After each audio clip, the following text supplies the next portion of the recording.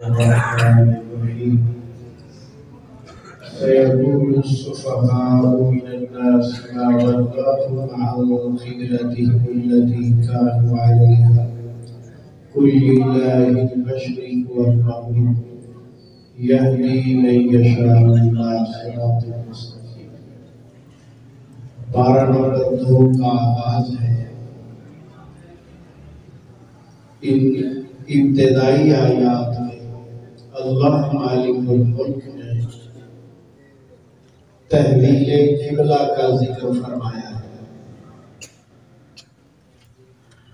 آغاز اسلام میں امام الانبیاء سید الانبیاء محمد کریم صلی اللہ علیہ وسلم 17 مہینے بیت المقدس کی طرف منہ کر کے نماز پڑھتے رہے، اور نبی علیہ السلام کی دلی خواہش تھی کہ میرا قبلہ بیت اللہ ہو جائے، تو اللہ سبحانہ و تعالی نے آپ کی خواہش کو قبول فرمایا اور آپ کا قبلہ تبدیل فرما دیا۔ تو اس وقت یہودی برادری، عیسائی برادری، انہوں نے خواہ مخواہ کے بہت سارے اعتراضات کیے، اور خاص طور پر یہ اعتراض کیا کہ آپ کی وہ نمازیں کہاں جائیں گی جو بیت المقدس کی طرف منہ کر کے ادا کی گئی ہیں۔ تو اللہ رب العزت نے اس کا خوبصورت جواب دیا، فرمایا سَيَقُولُ السُّفَهَاءُ مِنَ النَّاسِ، لوگوں میں سے بے وقوف لوگ کہیں گے کہ ان کے قبلے کو کس نے تبدیل کر دیا، قالوا علیہا، جس قبلے پر وہ پہلے تھے۔ تو جواب دیا رب العزت نے، قل للہ المشرق والمغرب، مشرق بھی اللہ کی ہے، مغرب بھی اللہ کی ہے، پہلے حکم بھی اللہ کا تھا، اب بھی حکم اللہ کا ہے، تو پھر پریشانی کس بات کی ہے؟ بیت المقدس کی طرف نماز پڑھنے کا حکم بھی اللہ کا، اور بیت اللہ کی طرف حکم منہ کر کے نماز پڑھنے کا حکم بھی اللہ کا، تو پھر فکر کاہے کی ہے؟ سب تو آپ اللہ کے حکم کے مطابق کر رہے ہیں۔ تو اللہ نے تو مسئلہ ہی ختم کر دیا۔ اللہ کہتے ہیں مشرق بھی میری ہے، مغرب بھی میری ہے، جدھر چاہوں حکم دے دوں۔ تو اس میں اصل صفت ہے اللہ کے حکم کی تعمیل ہے، جو اللہ کہے ویسے کرتے چلے جاؤ، اسی پہ کامیابی۔ تو اللہ کہتے ہیں یہدی من یشاء الی صراط مستقیم، اللہ جسے چاہے صراط مستقیم کی طرف ہدایت دے دے۔ تو یہاں چونکہ انہوں نے نماز کے بارے میں بات کی تھی، تو رب العزت نے ان گزشتہ نمازوں کا تذکرہ بڑے کمال الفاظ میں کیا ہے۔ آپ سنیں، آپ کا دل ٹھنڈا ہوگا۔ اللہ فرماتے ہیں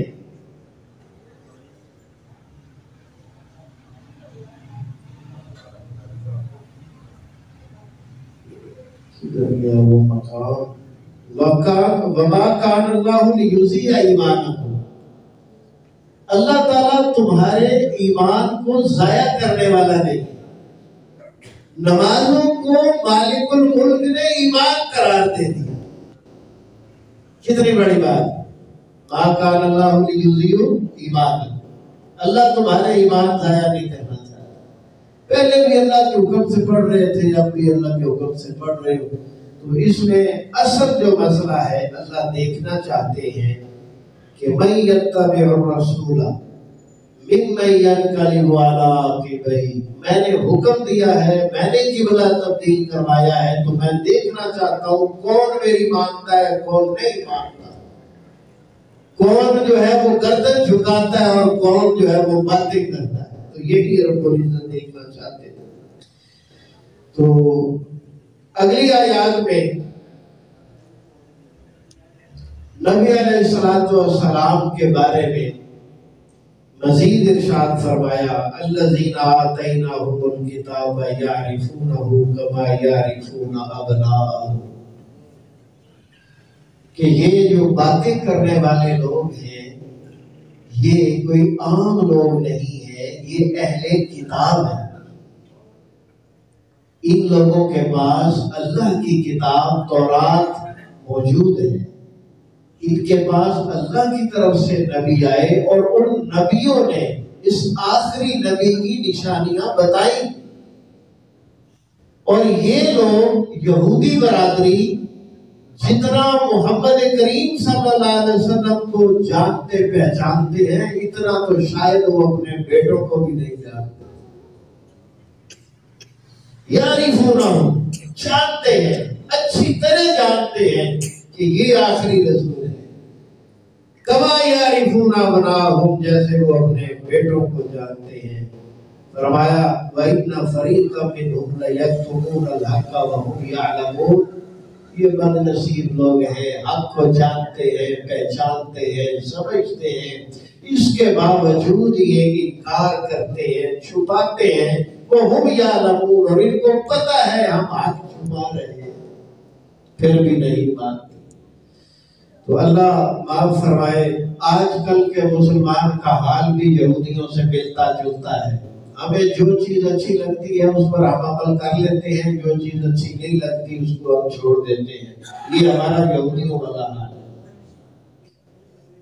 ہاں جی، گاڑی اگر خوبصورت لگتی ہے تو رکھ لیتے ہیں، ہاں جی، اور خوبصورت نہیں لگتی تو کٹوا دیتے ہیں، تو یہ پھر ایمان والی بات تو نہ ہوئی۔ تو اسی طرح جناب جو ہے باقی معاملات ہیں ہمارے، تو اللہ ہمیں ہدایت عطا فرمائے اور ہمیں حق پر صحیح طریقے سے عمل کرنے کی توفیق عطا فرمائے۔ اس کے بعد رب العزت نے، یہ سورہ البقرہ چل رہی ہے، آیت نمبر 152 میں فرمایا ہے فَاذْكُرُونِي أَذْكُرْكُمْ وَاشْكُرُوا لِي وَلَا تَكْفُرُونِ، تم مجھے یاد کرو میں تمہیں یاد کروں گا، میرا شکر ادا کرو میری ناشکری نہ کرو۔ کتنی بڑی بات ہے، تم مجھے یاد کرو میں تمہیں یاد کروں گا، میرا شکر ادا کرو میری ناشکری نہ کرو۔ ایک حدیث مبارکہ یاد آئی اس مقام کے حوالے سے کہ اللہ رب العزت اپنے بندوں سے بڑی محبت کرتے ہیں، کہتے ہیں تم مجھے اگر چند بندوں میں بیٹھ کے یاد کرو گے تو میں اپنے پاس فرشتوں کے لشکروں میں بیٹھ کر یاد کروں گا۔ تم میری طرف اگر ایک بالش، جنہوں پنجابی سے گٹ کہتے ہو، ایک گٹ میرے وال چل کے آؤ، میں تھوڑے وال ایک پورا بازو چل کے آؤ، تسی میرے وال پیدل چل کے آؤ، میں تھوڑے وال دوڑدا ہویا ہوں۔ اللہ اللہ اکبر۔ ایک حدیث اور سن لیں اس حوالے سے، اللہ تعالیٰ کے فرشتوں کے نا باقاعدہ روزانہ لشکر نکلتے ہیں، تو وہ کچھ لشکر ایسے ہیں جو اہل ذکر کی مجلس تلاش کرتے ہیں، اور جب ان کو مل جائے، جیسے ہم لوگ اب قرآن کا ترجمہ پڑھ رہے ہیں، قرآن کو سمجھ رہے ہیں یا قرآن کی تلاوت کر رہے ہیں، تو وہ یہاں آ جائیں، اور اگر کسی کو جو ہے وہ اس طرح کی مجلس مل جائے تو آواز لگا کے باقیوں کو بھی بلا لیتا ہے، اور پھر وہ آ جاتے ہیں جہاں یہ مسلمان پڑھ رہے ہوتے ہیں اللہ کی کلام، وہاں آ کر وہ سایہ فگن ہو جاتے ہیں، ایک اوپر سایہ کر لیتے ہیں، چھپا لیتے ہیں، اور جب یہ محفل سے فارغ ہو کر اللہ کے پاس جاتے ہیں تو اللہ پوچھتا ہے میرے بندے کیا کر رہے ہیں؟ حدیث میں ہے وَهُوَ أَعْلَمُهُمْ، حالانکہ اللہ خوب جانتا ہے بندے کیا کر رہے ہیں، پھر بھی پوچھتا ہے۔ تو وہ فرشتے بتاتے ہیں کہ جب ہم گئے تھے تو وہ تیرا ذکر کر رہے تھے، جب ہم آئے تھے تو وہ تب بھی تیرا ذکر کر رہے تھے۔ تو اللہ تعالیٰ فرماتے ہیں فرشتوں گواہ ہو جاؤ، قد غفرت لہم، میں نے سب کو معاف کر دیا۔ اور پھر یہاں تک کہ فرشتے ایک ایسے انسان کا ذکر کرتے ہیں کہ جو اس مجلس کے لیے نہیں آیا تھا، وہ کسی کو بیٹھے ہوئے کو بلانے آیا تھا، اور ذکر کی مجلس دیکھ کر خود بیٹھ گیا اور وہ بھی شریک ہو گیا، کہا لا یشقا جلیسہم، ان اہل ذکر کی مجلس میں آنے والا بھی محروم نہیں ہے، اس کو بھی معاف کر۔ اللہ اکبر۔ عزیزان، آیت نمبر 153 میں اللہ فرماتے ہیں یا ایھا الذین آمنوا استعینوا بالصبر والصلاۃ، اے ایمان والو اللہ سے مدد مانگو صبر کے ساتھ اور صلاۃ کے ساتھ۔ صلاۃ خالص عربی زبان کا لفظ ہے، ہمارے ہاں یہ بولا تو جاتا ہے صلاۃ و سلام، تو صلاۃ کے جو ہے نا دو معنی ہیں، اس کا ایک معنی نماز پڑھنا ہے اور ایک معنی جو ہے وہ دعا کرنا ہے۔ تو جب انسان کو مدد کی ضرورت ہو تو یہ دونوں کام ضروری ہے۔ نبی علیہ السلام کو جب بھی کوئی مشکل پیش آتی، کوئی پریشانی ہوتی تو آپ وضو کرتے سیدھے مصلی پہ آتے، 2 رکعت صلاۃ حاجت پڑھتے، 2 رکعت صلاۃ حاجت پڑھتے اور اس کے بعد آپ دعا فرماتے۔ تو اس میں دونوں باتیں شامل ہیں کہ کوئی بھی مسئلہ ہو، ضرورت ہو، مشکل ہو، پریشانی ہو، بیماری ہو، 2 رکعت صلاۃ حاجت پڑھیں اور پھر دعا کریں۔ تو فرمایا ایمان والو مدد طلب کرو صبر کے ساتھ اور صلاۃ کے ساتھ۔ دعا مانگنے کے بعد بے صبرا نہیں ہو جاتا، تو میں تو دعا مانگی سی کہ اللہ نے سنی نہیں۔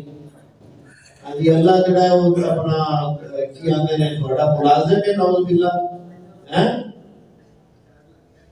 انہیں تھوڑی لازمی سننی ہے۔ قطعاً ایسی سوچ نہیں ہونی چاہیے۔ کیا سوچ ہونی چاہیے؟ وہ مالک ہے، وہ جو چاہے کرے، وہ مالک ہے۔ اور پھر قبولیت کے اس کے مختلف انداز ہیں۔ ایسا نہیں ہے کہ بس آپ مانگے اور مل جائے اور آپ کو محسوس ہو کہ دعا قبول ہو گئی ہے، یہ حقیقت نہیں ہے۔ حقیقت یہ ہے کہ دعا کی قبولیت کے 3 طریقے ہیں۔ سب سے پہلا طریقہ تو یہی ہے جو ہمیں سمجھ آتا ہے، ہم نے مانگا، اللہ نے دیا، ہمیں مل گیا، ہمیں بھی سمجھ آ گئی کہ دعا قبول ہو گئی۔ لیکن 2 طریقے قبولیت کے انتہائی انوکھے ہیں، جس سے انسان کو سمجھ ہی نہیں آتی کہ دعا قبول ہوئی ہے۔ دوسرا طریقہ قبولیت کا پیارے بھائیو یہ ہے کہ ہم نے مانگا تھا یا اللہ میرے پاس سواری نہیں ہے، مجھے موٹر سائیکل دے دے، اور ہماری تقدیر میں لکھا تھا کہ فلاں وقت فلاں موقع پر فلاں جگہ پر اس کا ایکسیڈنٹ ہونا ہے۔ ہم نے مانگی موٹر سائیکل تھی، مالک نے ایکسیڈنٹ پہ کراس لگوا دیا۔ ان تو ان کی پتہ بھی کیویں ایکسیڈنٹ ہونا سی تے کیویں نہیں سی ہونا۔ یعنی وہ ایک بڑی مصیبت جو ہمارے لیے آنے والی تھی، مانگا ہم نے کچھ اور، مالک نے وہ نہیں دیا، وہ حادثہ، وہ مصیبت، وہ تکلیف ختم کر دی جو ہمارے علم میں بھی نہیں، لیکن وہ ہمارے نصیب میں تھی، ہمارے تقدیر میں تھی، وہ آنی تھی، مالک نے وہ ختم کر دی، ٹال کراس لگا دی کہ یہ نہیں ہوگا۔ اس سے اچھا اور کیا ہو سکتا ہے؟ اس سے اچھا بھی ایک کمال قسم کا پروگرام رب العزت نے رکھا ہوا ہے۔ تیسرا طریقہ قبولیت یہ ہے کہ اللہ ہمیں وہ چیز بھی نہیں دیتے، تکلیف مصیبت بھی دور نہیں کرتے، اس کا اجر ہمارے نامہ اعمال میں لکھوا دیتے۔ قیامت کے دن ہم جائیں گے تو بڑے بڑے پہاڑوں جیسی نیکیاں ہمارا انتظار کر رہی ہوگی، تو بندہ دیکھ کے خود ہی انکار کر دے گا یہ میری نہیں ہے، میں جڑا نیک کوئی نہیں۔ بندہ خود ہی مکر جائے گا، یا اللہ یہ نیکیاں میری نہیں ہے، میں تو اتنا نیک نہیں تھا، یہ تو بڑی بڑی نیکیاں میں نے اتنی بڑی کبھی کی نہیں ہے۔ تو اللہ کہے گا یہ تیری وہ دعائیں ہیں جو تو دنیا میں مانگتا رہا، کبھی سجدے میں، کبھی رکوع میں، کبھی ہاتھ اٹھا کے، کبھی دل میں، کبھی کھڑے ہو کے، کبھی لیٹ کے، کبھی بیٹھ کے، کبھی موٹر سائیکل پہ چلتے ہوئے، کبھی گاڑی پہ چلتے ہوئے، ہر حالت میں تم نے مجھے یاد رکھا تھا تو میں نے تجھے یاد رکھا ہے۔ فاذکرونی اذکرکم، تم مجھے یاد کرو گے تو میں تمہیں یاد کروں گا. تو میرا شکر کرو اور میں تمہیں میری ناشکری نہ کروں. ان اللہ مع الصابرین. دعا مانگنے کے بعد سب سے بڑا کام صبر